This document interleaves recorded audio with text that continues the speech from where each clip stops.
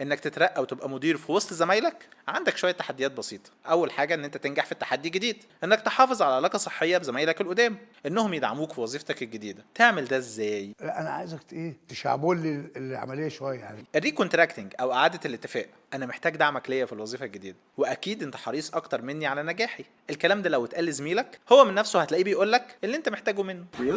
تاني حاجة الحدود الجديدة، لازم تحط مع نفسك الحدود الجديدة في العلاقات مع زمايلك القدام، وتظبط مساحات الحدود دي تدريجيا بطريقة ما تتحسش. عوض نفسك في المرحلة دي، انت هتفقد حاجات وزميلك هيفقد حاجات. بلاش تحسس زميلك القديم بتغيير سريع في العلاقة دي. حافظ دايما على عاداتكم القديمة بس بالشكل الجديد اللي يناسب وضعك الجديد.